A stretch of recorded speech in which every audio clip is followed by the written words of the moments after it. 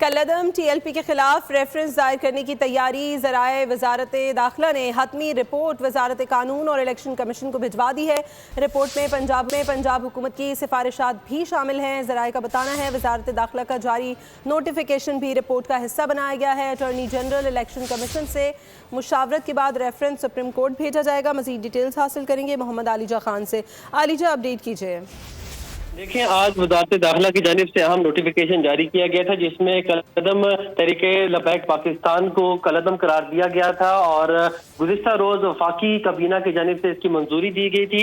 और अब उसमें अहम पेशरफ्त ये हुई है कि कलदम TTP के खिलाफ रेफरेंस दायर करने की तैयारी कर ली गई है।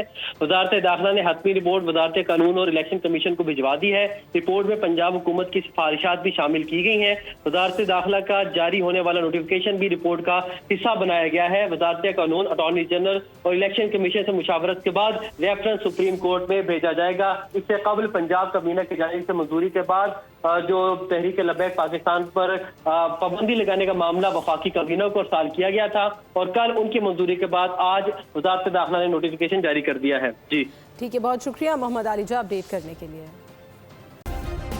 सब्सक्राइब करें और बेल दबाएं ताकि कोई खबर रह न जाए।